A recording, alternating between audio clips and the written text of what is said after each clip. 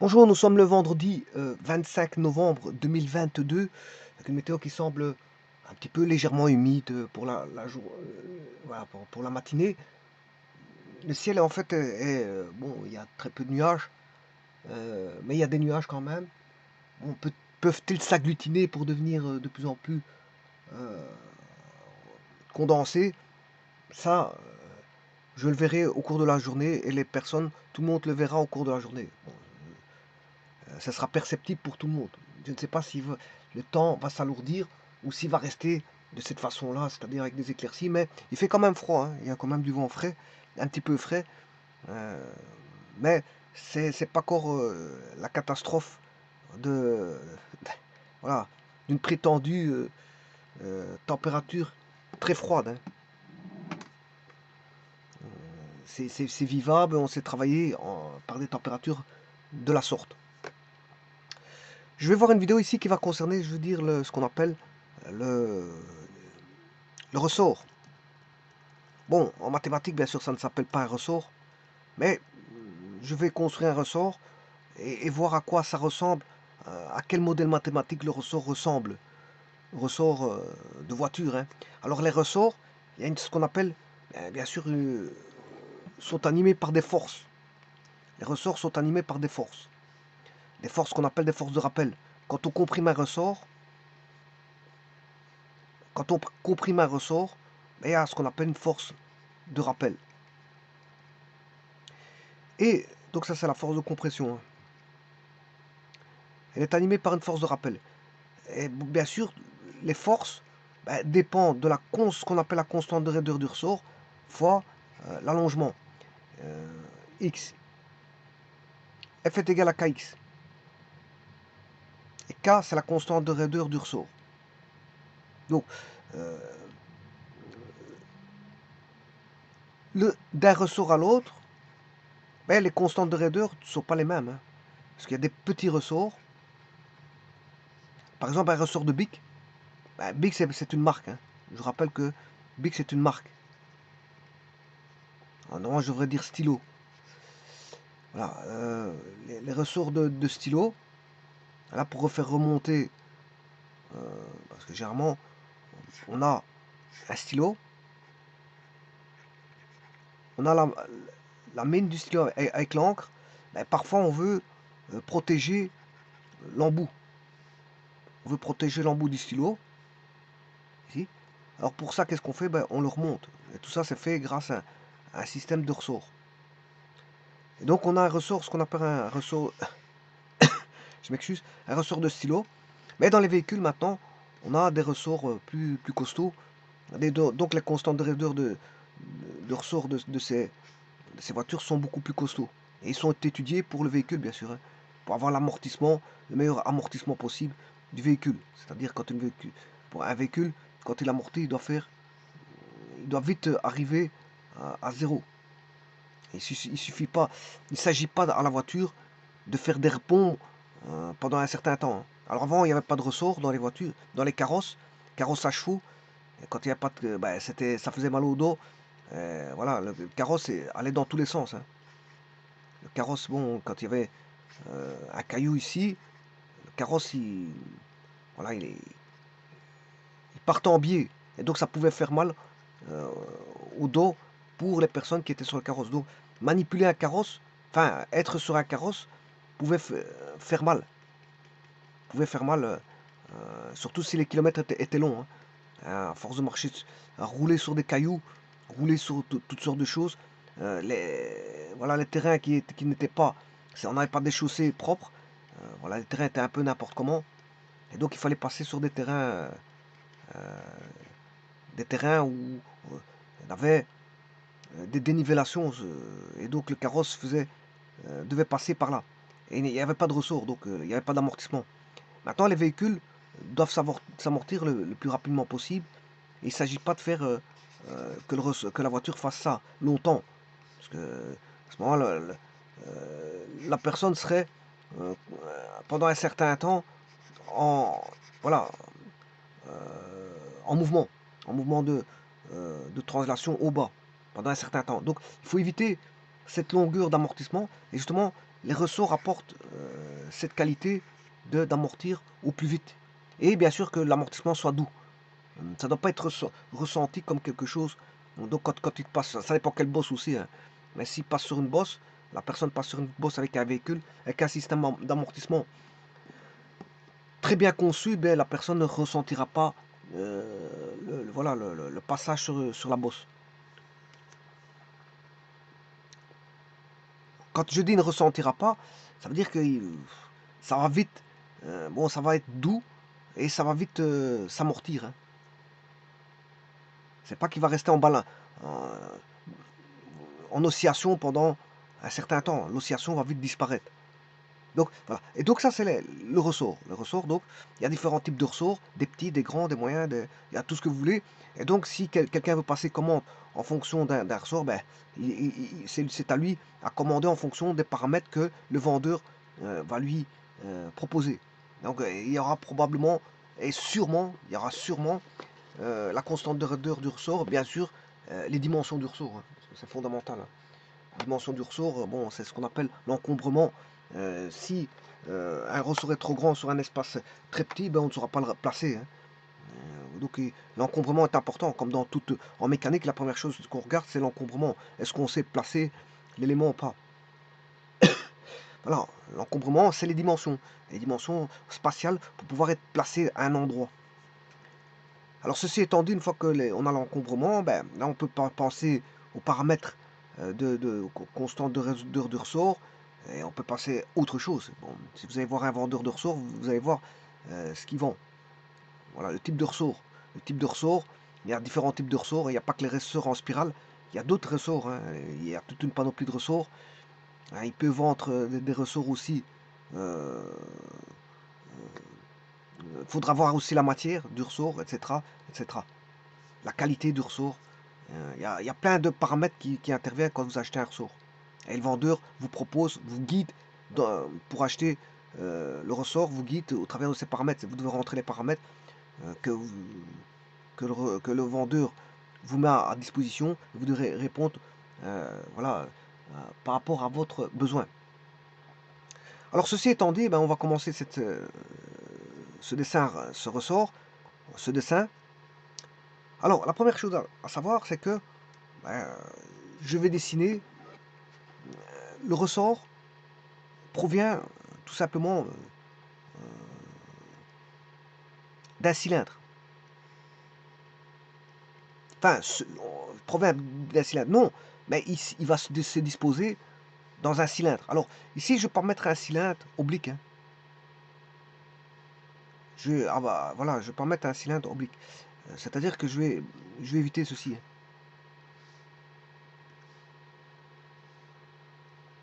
Alors, le cylindre ici, c'est à base circulaire. Ce sont des cercles. C'est des cercles. Hein. Bon, c'est des cylindres à base circulaire. Ça, c'est une chose. Donc, ça veut dire que ici, en tout point, en tout plan, si je découpe en tout plan, bien sûr, par rapport, la découpe doit se faire par rapport à la verticale du cylindre. Hein. Bon, je ne prends pas ce cylindre-là. Hein. Ça, c'est un cylindre oblique, c'est un cylindre circulaire oblique. Je prends un cylindre circulaire, on va dire, vertical. Alors, j'aurais pu mettre un cylindre horizontal. Hein. Ben, je vais prendre vertical. L'horizontal, ben, c'est ceci.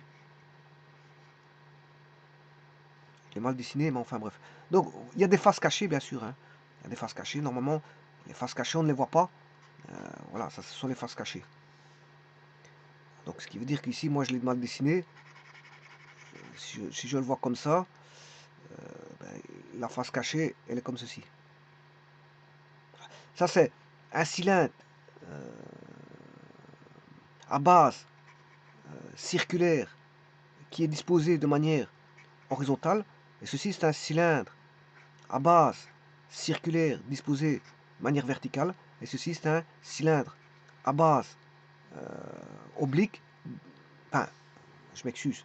Cylindre à base circulaire disposé de manière oblique. C'est-à-dire qu'il n'est pas vertical ni horizontal. par rapport à une référence. Hein. Horizontal, vertical, j'ai toujours dit, c'est toujours par rapport à une référence. On se comprend là-dessus.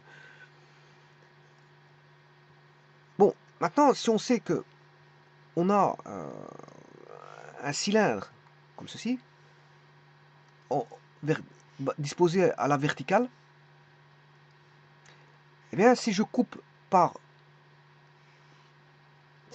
des plans quelconques qui sont, enfin des plans, quand je dis quelconques, c'est bien sûr vertical, hein, quelconque. Ça c'est là, c'est vertical. Hein. Il a un axe, le cylindre a un axe vertical.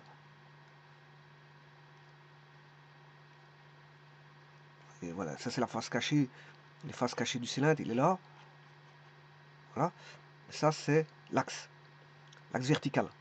Et donc si je coupe par des plans pi i, donc pi i, quand je dis pi i, c'est pi 1, pi 2, pi 3, voilà, c'est un indice. Pi 1, voire pi 2, voire pi 3, etc. Par des plans, on va dire, horizontaux par rapport à l'axe vertical, bien, qu'est-ce qu'on va avoir comme intersection? Ben, comme ce seront tous des cercles. On aura tous des cercles. Les intersections de ces plans avec le cylindre seront des cercles. Donc là, le problème il est déjà presque résolu. On sait bien qu'on va partir sur base d'un cylindre. Alors, je vais partir sur base d'un cylindre pour construire mon ressort. Cylindre, bien sûr, à base circulaire, puisqu'en fait tous les plans coupés seront des cercles, tous. Maintenant, après il y aura juste une adaptation à faire. Alors maintenant, comme on sait bien qu'on a un cylindre, alors le cylindre, je vais chercher GeoGebra, bon c'est une figure dans l'espace. Hein. Parce que si vous prenez GeoGebra dans le plan, avoir un cercle c'est x carré plus y carré égale par exemple le rayon carré. Par exemple un rayon de 5 c'est 25. Voilà, ça c'est 25, 5 au carré ça fait 25. Mais ça, qu'est-ce que c'est? C'est un cercle dans le plan. C'est l'équation du cercle dans le plan. Vous aurez compris que si je vais chercher dans l'espace, ça n'a plus rien à voir. Voilà, ça n'a plus rien à voir.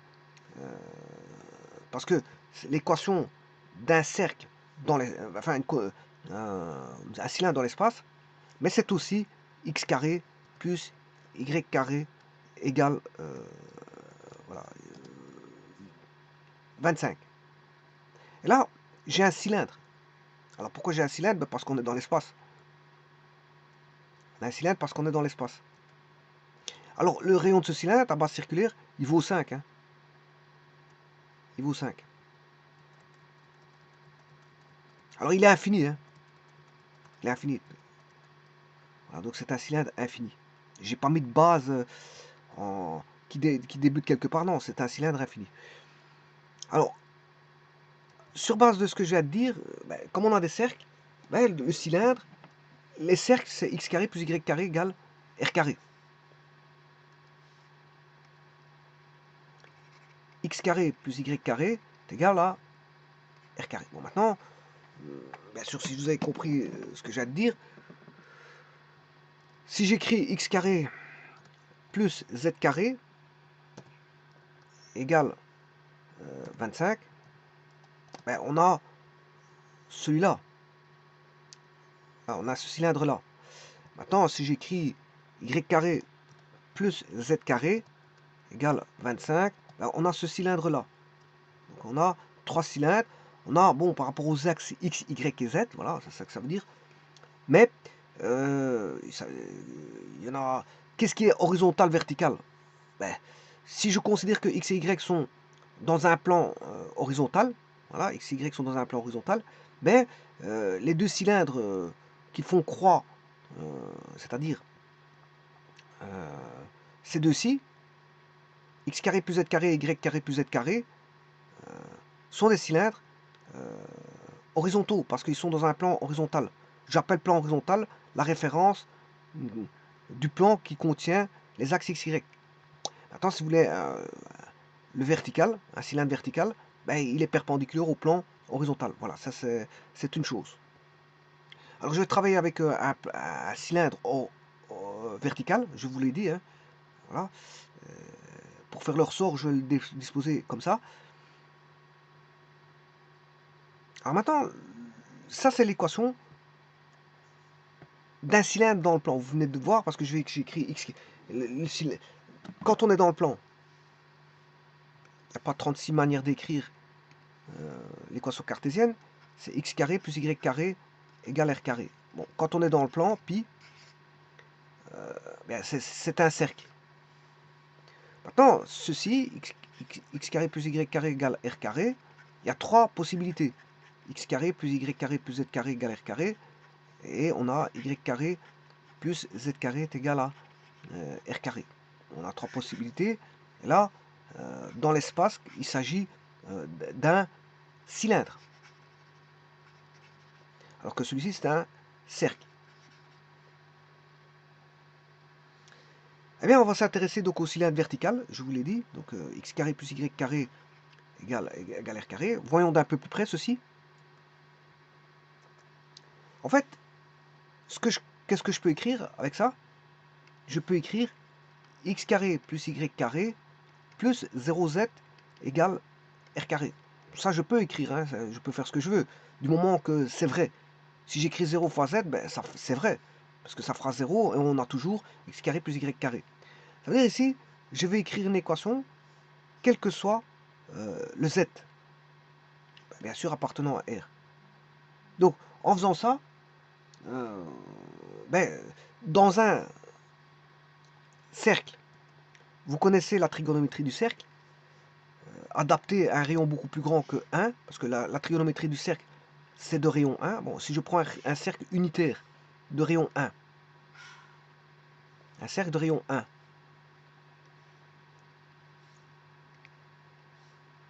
eh bien, on sait bien que tout angle, en trigonométrie, un angle, alpha, ou un arc, O, l'arc AB, voilà, ici j'ai l'arc AB, ou un angle alpha, alors qu'un arc c'est en radian. Hein. L'arc AB c'est en radian. Et l'angle ici, c'est en degrés. Alors, si maintenant j'augmente ça c'est un rayon unitaire, ben, on sait bien qu'on mesure x égale cosinus alpha, cosinus alpha sur x, et y égale sinus alpha. Pour ça, vous le savez. Alors avec alpha qui est ce qu'on appelle le paramètre, peut être pris comme un paramètre. C'est le paramètre. Voilà. Maintenant, si je mets un cercle beaucoup plus grand, et qui n'est plus de rayon 1, mais de rayon R, ben on a comment on appelle ça, les triangles semblables. Et la trigonométrie reste, hein. Ouais, si ce n'est qu'ici, l'arc est beaucoup plus grand. L'arc A', B', ben, vous voyez que l'arc est beaucoup plus grand. C'est normal parce que le rayon est beaucoup plus grand. Le rayon est plus grand que 1. Donc, ici on a les triangles semblables, bien sûr. Vous pouvez décomposer en triangles semblables, mais le sinus et le cosinus va toujours rester le même rapport. Hein. Que vous faites A', B', non, ça c'est pas A', je m'excuse. Que vous faites A', C', A', C' sur l'hypoténuse qui est OA', ou que vous faites AC sur OA, bien là, ça mesure toujours le côté opposé sur l'hypoténuse. C'est le sinus alpha, côté opposé sur l'hypoténuse. Donc ça veut dire que là, on a des triangles semblables, et que les triangles semblables font en sorte qu'on a des rapports de similitude. Si on a des rapports de similitude, on a la définition du sinus et du cosinus va rester. Simplement, le rapport de similitude, ici, il faut R. Il faut le rayon R, qui est beaucoup plus grand que 1. Donc, ça veut dire que si je prends un cercle de rayon différent de 1, qu'est-ce que je vais écrire?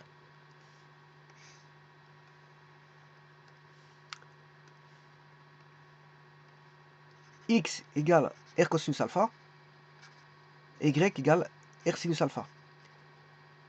Alors, si vous faites celui-ci x carré plus y carré, ben, ça fait cos carré plus sin carré. Et cos carré plus sin carré, ça fait 1.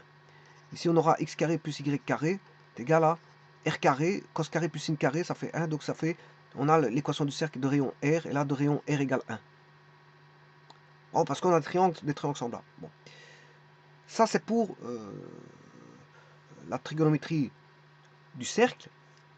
Maintenant, si j'adapte au cylindre, je vais adapter ça au cylindre.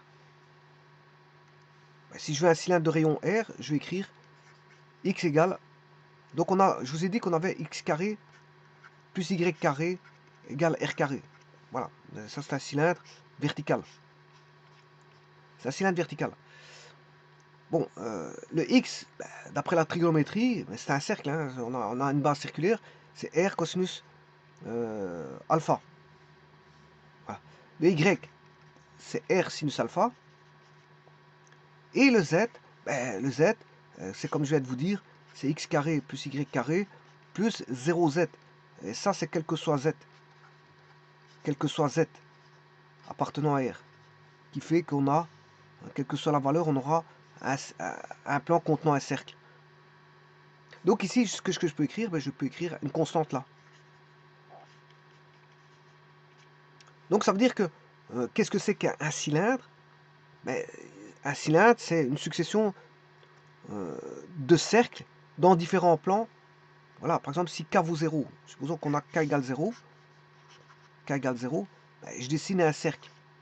K égale 1, voilà, je dessine un cercle. K égale 2, je dessine un cercle. Mais entre, voilà, 1 et 2, j'ai aussi des valeurs. Hein.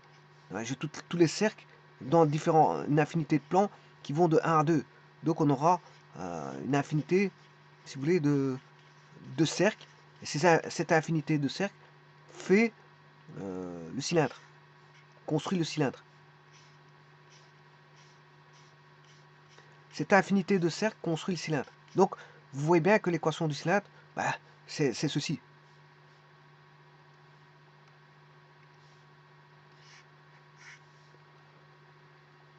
Bon, cette équation-là construit le cylindre. Donc, ça voudrait dire que je dois construire toute une panoplie de plans, une infinité de plans, contenant chacun,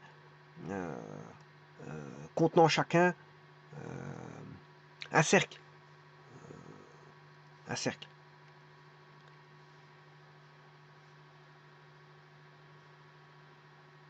Donc, ce qui veut dire qu'ici, x égale a cosinus t, θ, y égale a cosinus θ, sinus θ, et y et z égale m, ou k appartenant à R. Voilà. Ça, c'est l'équation du cylindre. Bon, qu'est-ce que je vais vous dire? Je vais vous dire, il faut créer une infinité de plans pour ça. Mais on ne fait jamais ça. Hein. Alors, 2 plans suffisent. C'est comme pour construire une droite. 2 points, on ne va pas construire une infinité de points. Hein. Qu'est-ce qu'on fait? Pour construire une droite, on dessine un point, 2 points, suffisamment éloignés pour ne pas faire d'erreurs, de grandes erreurs, parce que s'ils sont très proches, l'erreur est beaucoup plus grande. Et donc, en éloignement, on aura une grande... Si on s'éloigne, l'erreur, elle sera vite très grande. Hein. Donc, on essaie d'écarter très bien... Enfin, on essaie d'écarter les points. Voilà. Et donc, en faisant ça, je trace ma droite. Je m'excuse. Qui est un ensemble de points infini. Et 2 points suffisent. Eh bien, pour le cylindre, c'est le même. Vous dessinez 2 cercles. 2 cercles. Et voilà, et vous faites passer voilà, une génératrice comme ceci. Une génératrice comme ça. Voilà. Enfin, vous mettez deux droites qui lient les extrémités des cercles. Hein, comme ceci. Et là, bien sûr, vous effacez les faces cachées. Et là, on a le dessin d'un cercle. Donc, vous voyez que vous n'avez pas dû dessiner une infinité de plans. 2 plans suffisent.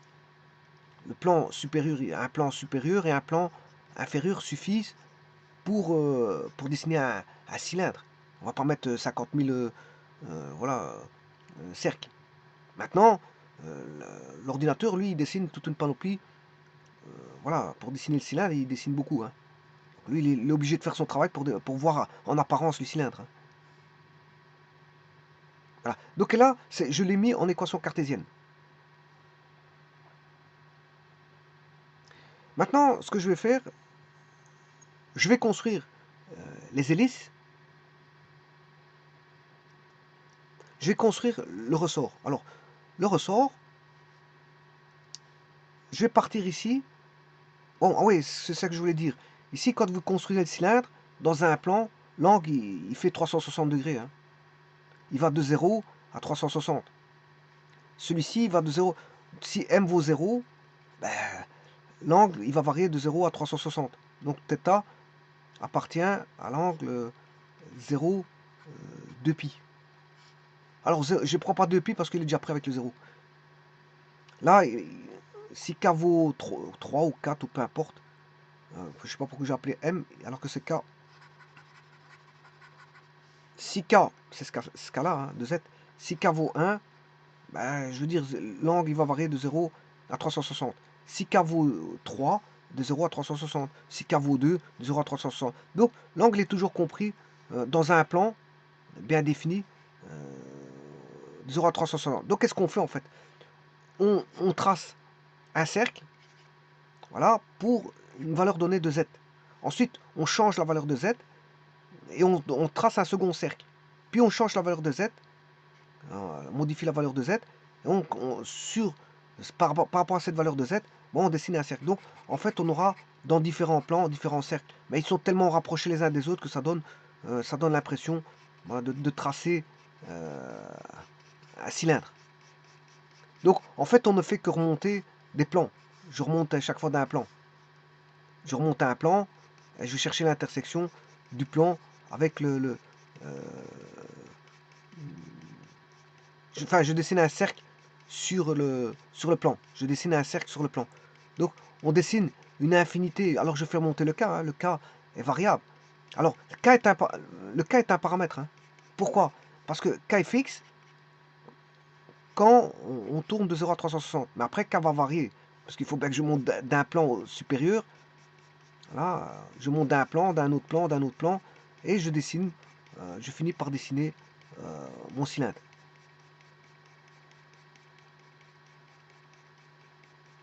Voilà, c'est tout des cercles dessinés dans différents plans. Alors, comme je dis, donc, qu'est-ce qui est paramètre? Ben, θ est un paramètre. θ et K sont des paramètres. Alors, comment pourrais-je faire pour construire mon ellipse? Ben, je pourrais faire ça. Je pourrais faire ça. Simplement, si je fais ceci, j'ai un cylindre. Moi, il me faut une hélice. Donc, ça veut dire qu'il faut que je parte d'ici, que je tourne, voilà, que ça fasse comme ceci. Donc, c'est une hélice, ce qu'on appelle une hélice. Bien sûr, le pas, ici, doit être régulier. Hein. Je l'ai mal fait ici, mais il faut créer un pas régulier. Alors, vous aurez compris que c'est des cercles. L'astuce, c'est que c'est la même équation que ça. Je vais dessiner des cercles. Voilà, ce sont des cercles, mais qui vont remonter. Alors, comment on fait remonter ces cercles sans passer par des plans? Eh bien, l'astuce, c'est de faire varier ceci, qui va être dépendant de θ. Il va être dépendant de θ. C'est ça l'astuce. Eh bien, faisons ça. Donc, c'est-à-dire que pour avoir un cylindre, je m'excuse, pour avoir un, comment on appelle ça, une hélice, donc le ressort, si je vais construire mon ressort, ben, j'aurai les équations du cylindre. A cosinus θ, y est égal à A sinus θ, et bien sûr le z, ben, on aura un k fois θ. Maintenant, je peux faire un décalage, hein, je ne suis pas obligé de commencer en 0.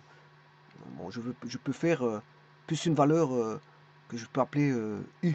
U plus kt, voilà, ça c'est la référence où ça va commencer. Supposons que je vais commencer l'hélice en 0, ben U vaut 0. Si je vais commencer l'hélice en 4, ben U vaudra 4. C'est une translation si vous voulez. Je translate l'hélice. Si je veux commencer en 7, U vaudra 7. Voilà, c'est une translation. Donc je me permets, voilà, de mettre une hélice qui va aller en translation. Maintenant, attention, l'angle, ici, l'angle, toute l'astuce est là. L'angle, je dessine plus un cercle dans un plan, c'est fini. Hein. Donc avant, je faisais 360 degrés, puis je recommençais un nouveau plan, je faisais 360. Ici, non. Qu'est-ce que je vais faire? Je vais faire varier l'angle. Voilà, il va varier. Ici, je vais mettre, par exemple, jusqu'à un certain point. Alors, c'est moi qui vais définir l'angle. Voilà, ça, c'est bien sûr, c'est le rayon du cercle. Enfin, c'est le rayon ouais, de l'hélice. Voilà, qui va faire... si je coupais par un plan, et je regarderais au-dessus, par le dessus, je verrais un cercle. Donc, ce serait le rayon du cercle qu'on verrait si on regarderait comme ceci. Une observation par le haut. Voilà. Donc, ça, c'est le rayon du cercle. Le θ, il va pas, maintenant, il ne variera plus de 0 à 360 comme ça l'était le cas pour le cylindre. Et le U, bon, c'est un décalage, c'est juste un décalage, vous allez voir. Et là c'est là que tout va se jouer sur le kθ.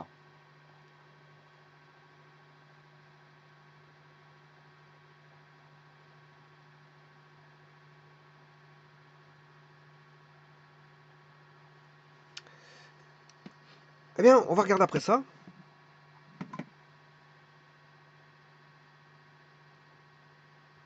Bon, je vais fermer ceci. Alors pour ça, je vais mettre un curseur d'angle. J'ai besoin d'angle. Bon, l'angle, je vais l'appeler alpha. Et là, vous voyez, c'est là que je dois modifier ça. Je ne peux pas aller de 0 à 360 d'office. Alors, je vais le mettre jusque... Allez, on va mettre assez haut. Comme ça, je vais pouvoir monter assez haut. Je vais mettre...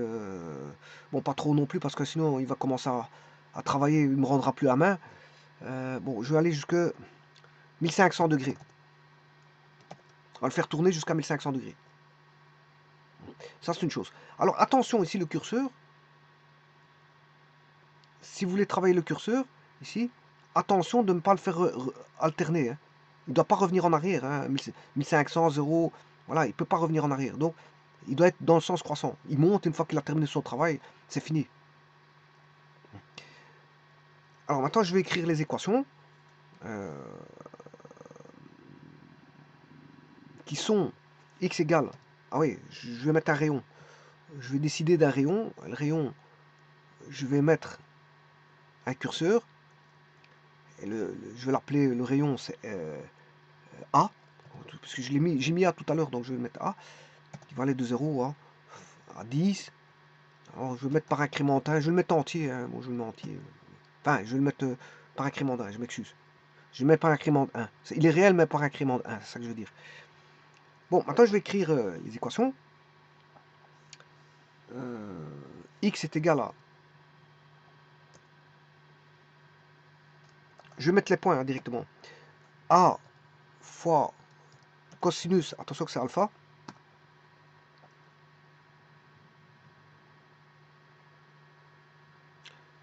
Alpha. Ça c'est pour les X, les Y. Ben, j'ai dit que c'était A sinus alpha.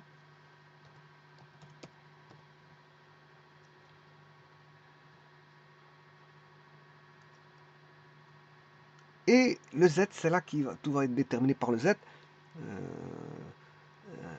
Il va être dépendant. C'est A fois alpha. Il va être dépendant d'alpha. Il va être dépendant. Le A, cette fois-ci, il est dépendant d'alpha. Bon, je n'ai pas mis de décalage. Hein. Je vais voir sans décalage et puis je verrai avec une translation vers le haut. Alors, le rayon, je l'ai mis à 1. On va déjà commencer par ça. Pour ça, je vais faire tourner l'angle. Oui, je dois mettre bien sûr la trace. Trace.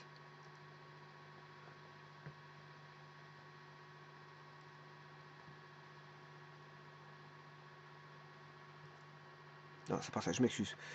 C'est pas ça. Je dois recommencer. Normalement, je dois recommencer. Hein.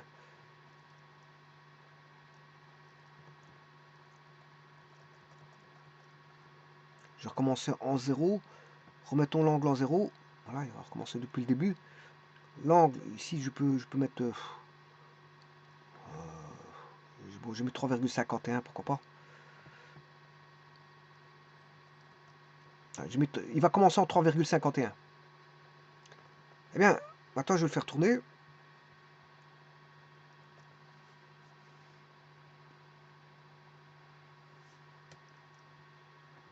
J'ai pas besoin de voir les curseurs là-bas. Je vais fermer le volet ici pour ne voir que la 3D. Et les paramètres ici, j'en ai pas besoin, donc je vais agrandir ceci. Et maintenant, je peux le faire tourner. Je fais tourner juste l'angle. Bon, qu'est-ce qui se passe ici? Bon, tout d'abord, je devrais refaire un zoom. Ben, le pas, il est trop grand. Le pas, il est trop grand. Hein. Mais on a quand même un ressort.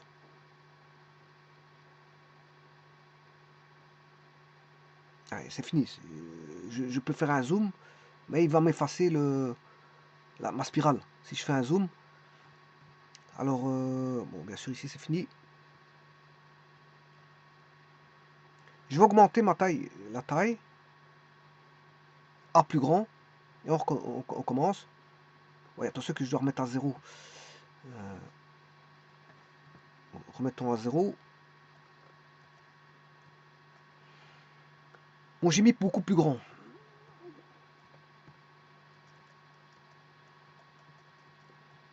Au niveau du rayon.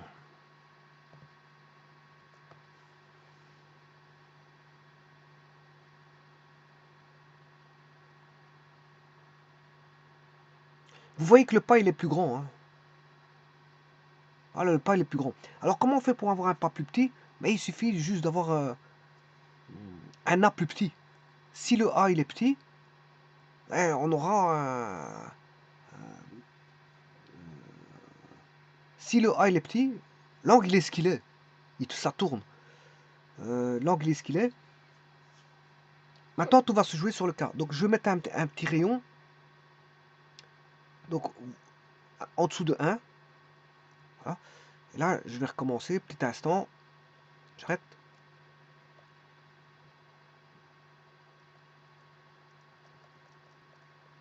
Et je lance.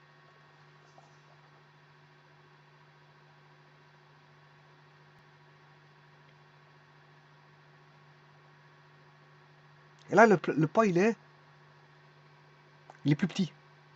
C'est normal parce que j'ai pris un A beaucoup plus petit. Donc quand vous avez un petit rayon, le pas il est plus petit.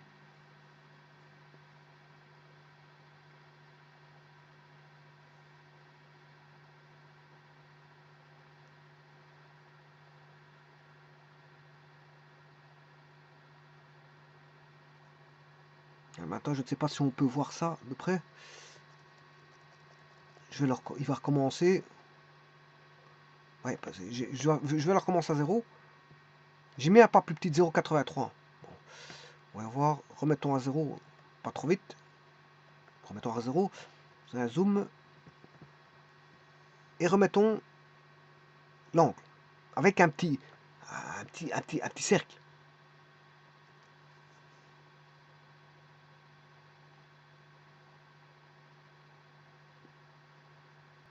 Vous voyez que le pas il est beaucoup plus petit. Hein.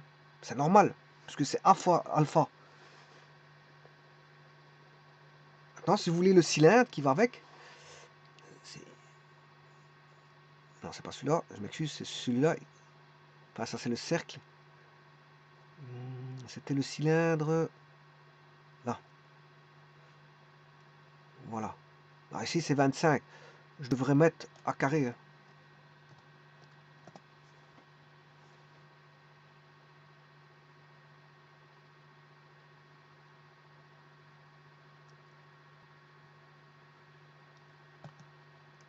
Je ne sais pas pourquoi il ne prend pas à carré. X carré plus Y carré égale A carré.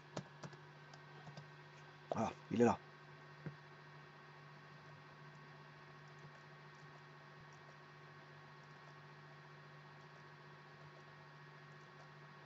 Alors, je vais vous montrer c'est quoi le pas maintenant, dans un petit instant.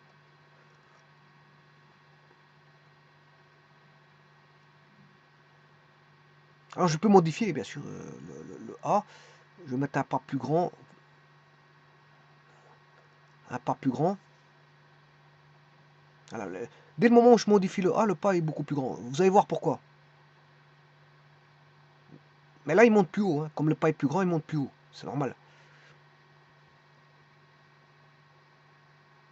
Il monte plus haut. C'est vrai, j'ai mis un pas plus grand, il va monter plus haut.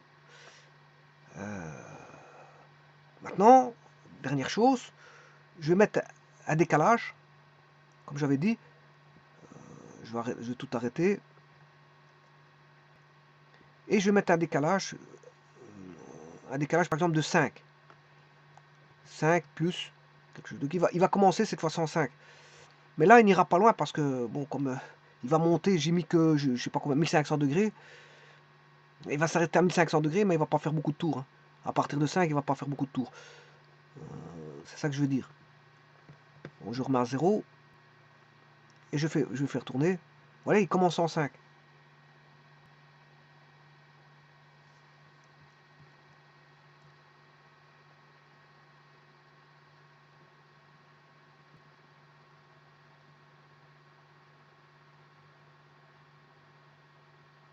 Il s'est arrêté là.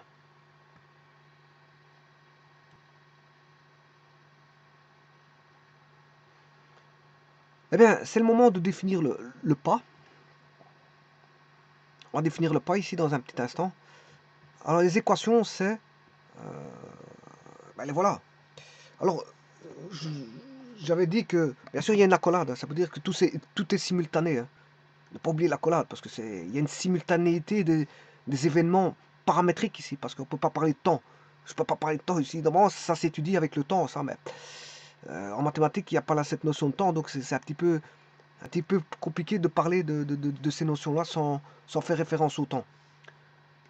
Donc c'est quelque chose de simultané, donc je suis obligé de mettre l'accolade.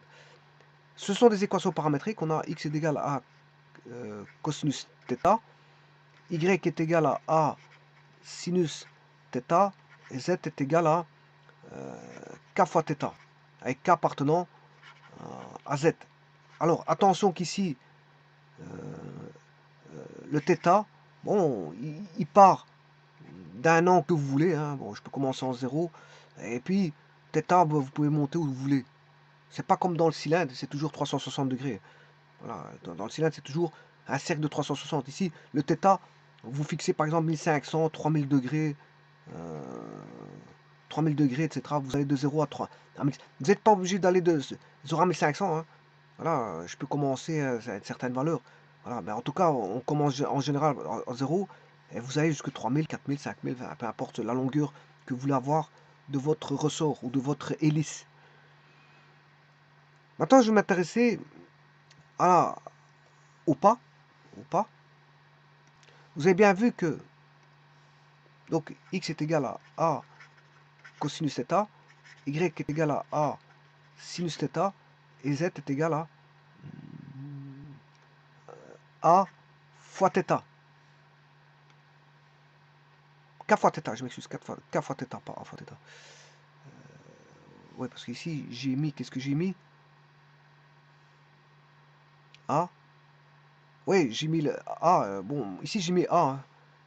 J'ai mis la valeur de A, mais en fait, j'aurais dû prendre une autre valeur. Bon, je vais le faire tout de suite. Je vais remettre un curseur, parce que je ne sais pas nécessairement le A qui est là-bas. Hein. Je vais remettre un curseur là, que je vais appeler B. On va aller de 0 à 10. Par incrément, on s'en fout. Voilà. Et là, normalement, je devrais mettre... C'est pas alpha, ici, c'est un cas particulier, alpha. Il vaut le rayon.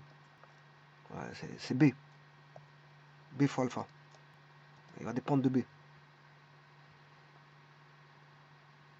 Parce que c'est K fois θ, c'est pas forcément A fois θ. A fois θ, c'est bon, hein, mais c'est un peu particulier. Voilà. J'ai pas dit que c'était mauvais, mais... Alors maintenant, si je fais varier... Voilà, ça c'est le B. Le B, il est là. Et là, maintenant, bien sûr, je dois recommencer en 0.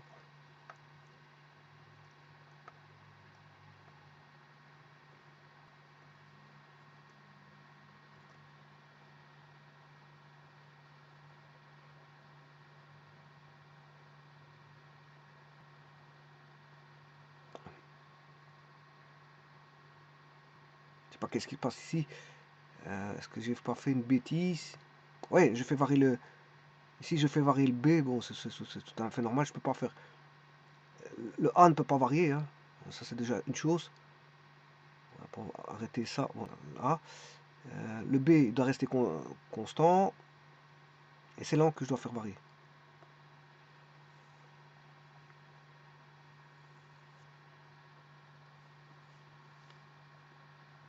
Donc c'est la même chose, mais j'ai pris un B. Alors, tout à l'heure j'avais pris A, mais c'est pas forcément A. Je peux mettre une valeur B. Hein. C'est K fois θ. C'est pas forcément A fois θ, c'est K fois θ. K peut valoir, fait partie de R.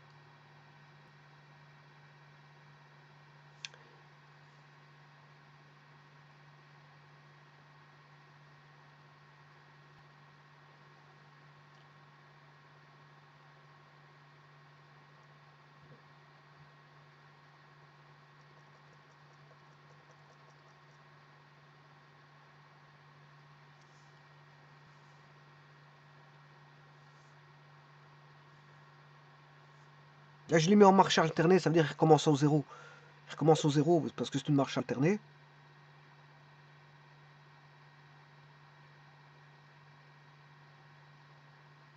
Alors maintenant, je vais étudier le pas. Que vaut le pas? Quand on dessinait le cylindre, il faut voir l'équation ici. Voilà, c'est par rapport à cette équation-là. Oui, donc ici, comme je vous disais, c'est pas forcément A fois θ. Hein. Bon, A fois θ, c'est toujours bon. Le problème, c'est un peu particulier. Ici, c'est K fois θ. Et le pas, bon, je vous rappelle que quand on dessinait un cylindre, les cercles qu'on dessinait,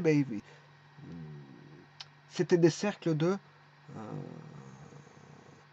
θ était compris entre 0 et 2π.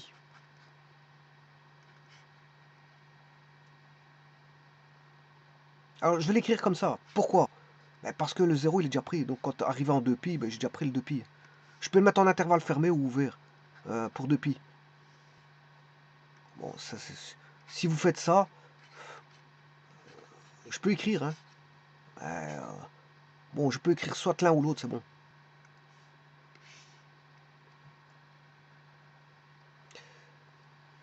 Donc ça, c'est pour le cercle. La période, c'est de 0 à 2π. Mais ici, comme je fais K fois θ, alors le Z, il va varier de quoi? Comme on sait que le θ varie de 0 à 2π, là, on aura K fois 0, parce que θ vaut 0, θ vaut 0, θ vaut 0. Et quand le θ vaut 2π, on aura K fois 2π. Bon, alors, soit je l'écris avec comme ceci, ou dans l'autre sens, pour avoir le pas. C'est comme vous voulez. Bon, tous les deux sont bons. Alors, K fois 0, ça fait 0. Et donc, vous voyez le pas où il est. Où est le pas? Vous voyez où il est le pas? Donc, le Z, il est compris entre quoi et quoi?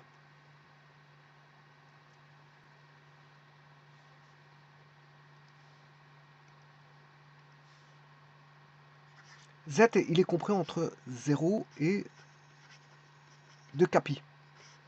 Et là, quand il aura fait,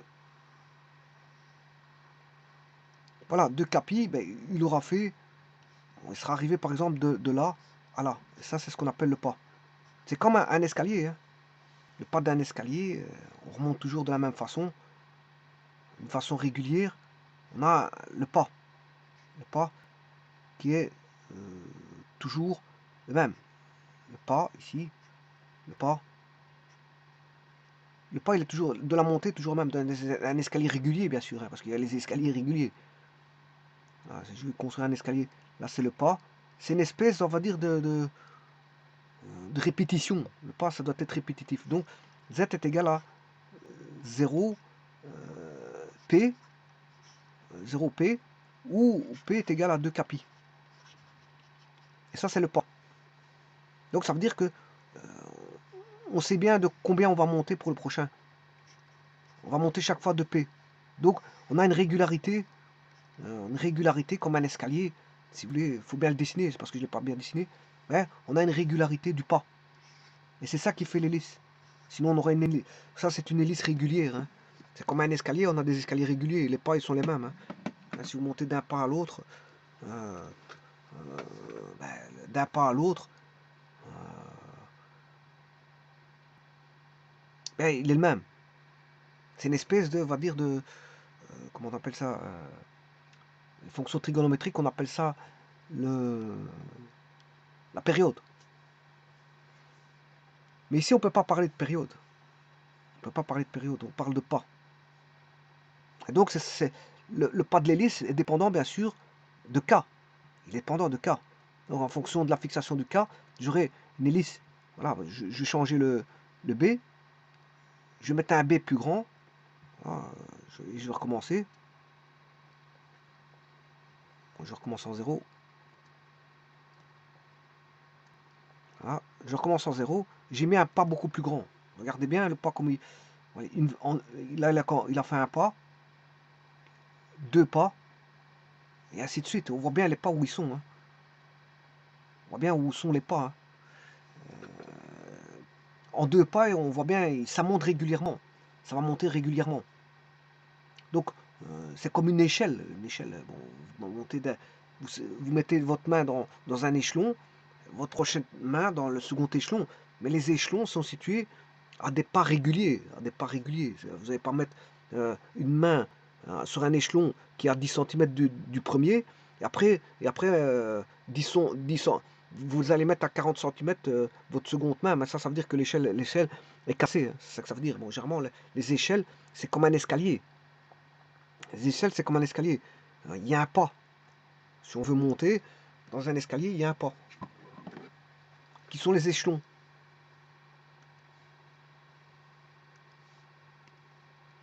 Donc là, ça c'est une échelle. Et le pas, ce sont les échelons. C'est la distance qui va de là à là, qui est toujours régulière. À moins qu'elle soit cassée, l'échelle. Un escalier, c'est ceci. Voilà. Et là, on monte d'un cran. Un cran, c'est un pas. Qui est régulier aussi. Hein. Bon, il est calculé par rapport au sol et par rapport voilà, à la hauteur qu'on doit atteindre et de la pente. Il y a une pente à tout ça, c'est de la trigonométrie.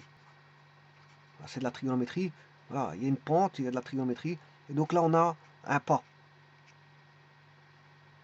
Un pas. Alors, le but de l'échelle, c'est de monter ou descendre. Et le but de l'escalier, c'est de monter ou descendre. Ouais, ils formalisent le même but. Alors, celui-ci, on peut le mettre... là, on a une pente directe. L'escalier, c'est parce qu'il faut monter sur une hauteur, donc il faut une inclinaison de pente. Mais l'échelle, ben, on peut l'incliner aussi. Il suffit de la poser à un obstacle pour avoir sa pente. Et à partir de là, on peut monter ou descendre. C'est un escalier, hein. Enfin, c'est juste un escalier spécial. Bon, là, ça permet à un individu d'être droit et de marcher sur les marches.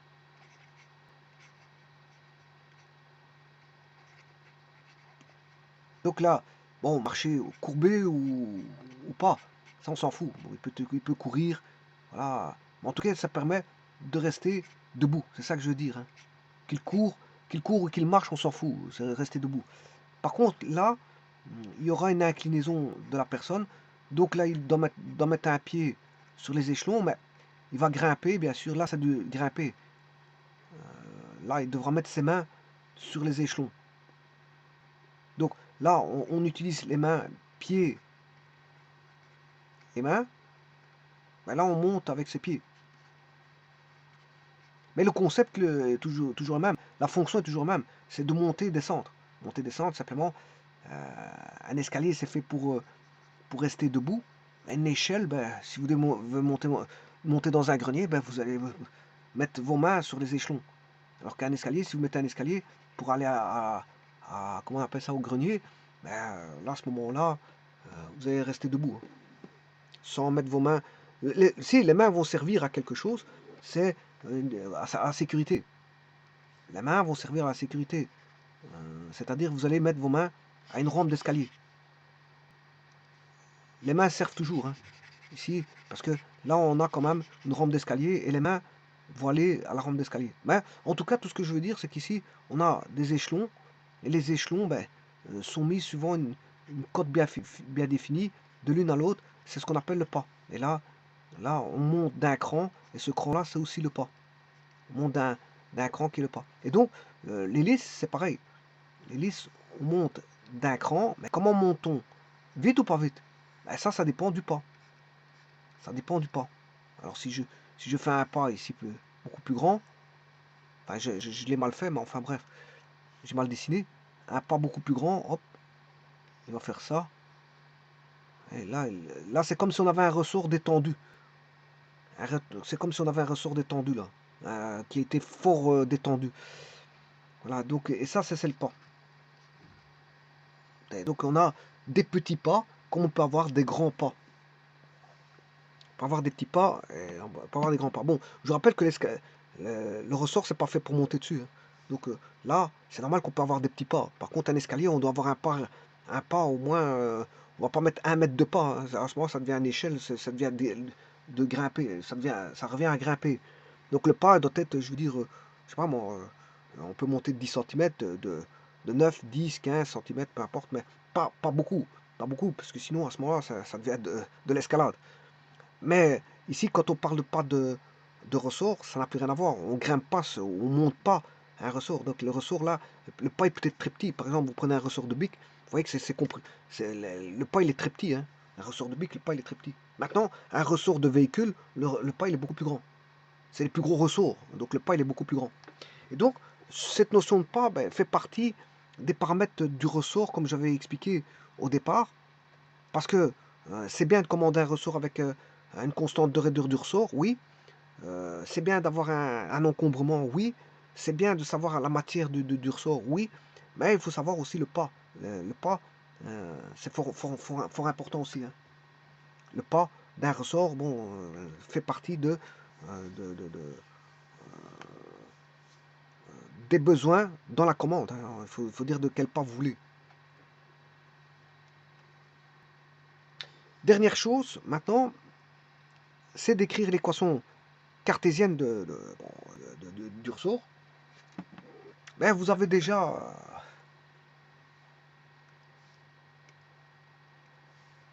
alors, on a x égale a cosinus θ, y est égal à a sinus θ, et z est égal à euh, s plus k fois t. Bon, s c'est une translation, mais je vais faire ça en translation. Je vais mettre directement k fois θ. Voilà, ça, ce sont les équations paramétriques de l'hélice. C'est l'équation paramétrique de l'hélice. L'équation cartésienne, ben, c'est x carré plus y carré est égal à a carré. Ben, si vous faites ces deux-ci, vous les mettez au carré, vous les additionnez. Je mets au carré la première, je mets au carré la seconde équation. Voilà, et je les additionne. Ben, j'obtiens x carré plus y carré égale a carré, parce que on aura cos carré plus sin carré égale 1. Il restera, en mettant en évidence le a carré, on aura cos carré plus sin carré égale 1. Bon, mais il reste z. Donc on a réduit à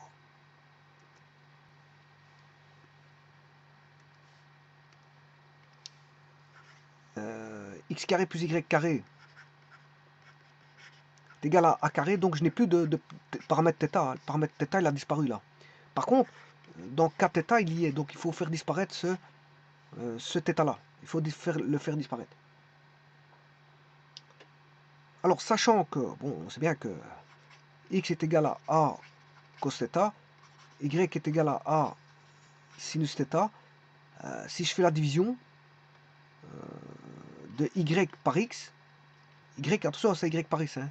Y c'est a sinus θ sur a cosinus θ, ben, on aura tangente θ. Tangente θ. Bon. Ce qui veut dire que vaut θ, là je peux tirer θ, θ égale arctangente de y sur x. Voilà. Et donc je peux éliminer ce θ de la seconde équation, z égale kθ. Donc j'écrirai que θ, qu'est-ce qu'il vaut? Ben, il vaut arctangente y sur x.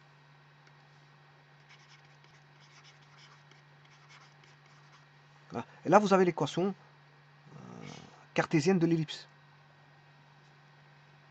Ça, ce sont les équations cartésiennes de l'ellipse. Je m'excuse, de l'hélice.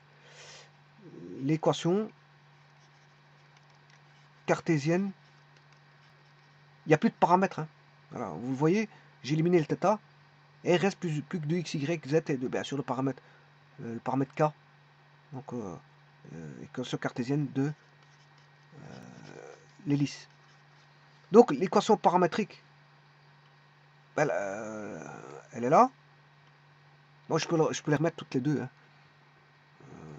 C'est pas un problème. L'hélice s'écrira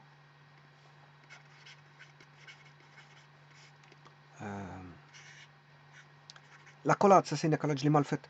X égale à cosinus θ, y est égal à A sinus θ, et z, attention, je peux mettre à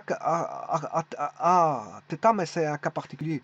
Je vais mettre un B, et B, bon, c'est mon cas, k fois θ. Bien sûr, l'angle, attention, il est variable, hein. C'est un angle variable, voilà, avec le pas qui vaut, qui est compris de 0 à 2 capi. C'est un angle variable, hein. Donc vous mettez par exemple de 0 à 4000 degrés. Par exemple, hein, je peux monter au-dessus. Bon, 4 θ, le pas est égal à 2 capi.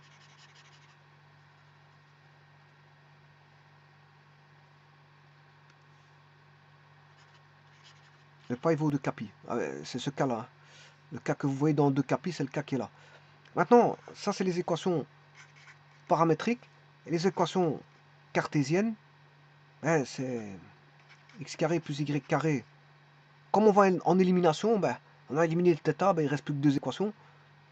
X carré plus y carré est égal à A carré qui est un cylindre, mais Z va faire en sorte que on a une variation suivant l'angle θ qui vaut A arctangente de Y sur X. Alors, on n'a plus que deux équations, c'est normal, on a éliminé le θ. On a éliminé un paramètre θ, donc il ne reste plus que X, Y, Z et le A et le K.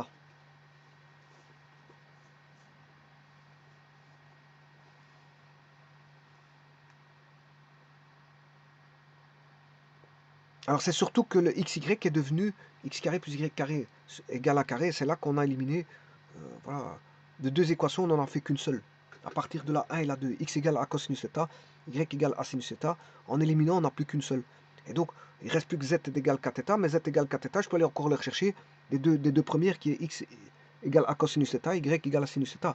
Donc au bout du compte, on a plus que de trois équations, on n'est plus que ramené à deux équations. Et ça, c'est l'équation de l'ellipse dans l'espace. Je vous remercie.